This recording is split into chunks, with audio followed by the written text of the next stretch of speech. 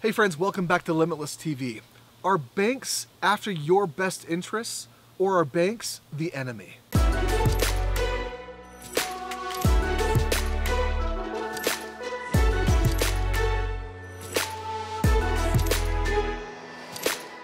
Hey friends, Stephen Michael Miller here, and I'm stoked right now to talk about why banks are your enemy. Now, don't go out right now and close down all your accounts necessarily and pull out all your money, but the bank really isn't your friend. There's a reason why when you go to make a transaction, they've got that cute little bowl up on the top. Remember that? You know that bowl? You're in a dum-dum, right? I want to talk about this. This is really interesting. It's really important to understand because the reality is banks are doing what you can do also.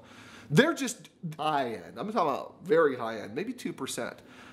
But typically you're going to be earning a fraction of a percent, a small fraction of a percent on your money. So in other words, you're putting all of your money into this deposit, this depository, this area, this online bank or this bank, this account, and they're taking your money and they're doing other things with it.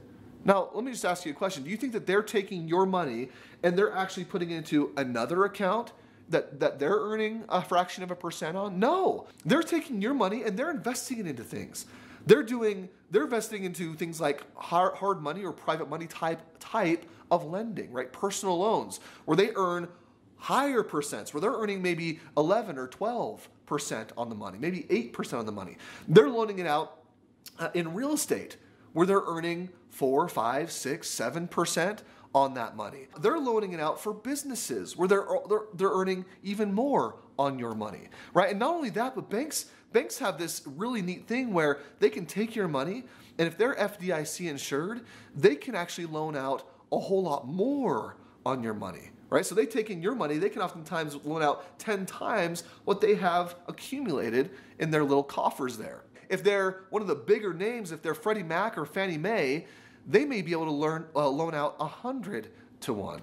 So, banks are the enemy here, right? Banks aren't necessarily where you want. It's not the safe place where you can just put your money. No, they're taking your money and they're doing with your money what you should be doing with your money. So I'm gonna invite you right now to become the bank, or to learn how to use the banks in your favor.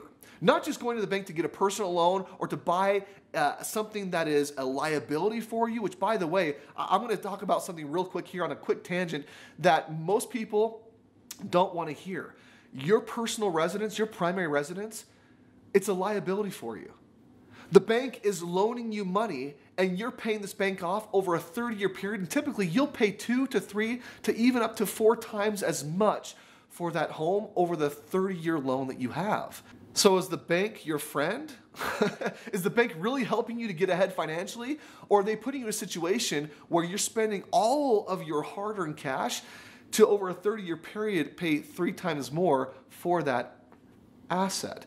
And again, the question is it truly an asset or is it a liability? Well, if you're dumping all of your hard-earned money into your home through a bank, then you are developing this bank account of bricks, which, by the way, is losing at the rate of inflation for you. The bank doesn't teach you this. I'm telling you right now, the bank is not your friend. The bank is an enemy. And although you may love the people that work there, the bank in and of itself, the banking system has been set up for them to win, not for you to win.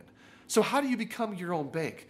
How do you use the bank to your advantage? Well, you learn how to properly leverage. You learn how to get the loans at the very least amount that you possibly can. You improve your credit, and you use the banks and you beat them at their own game. You get low interest loans, and then you go and invest those monies in things that are going to pay you out even more.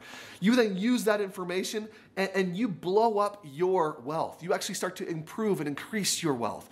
This is why I don't love the banking system. But if you can learn what banks do, and if you can apply that information into your own life, all of a sudden, you can beat the enemy at their own game.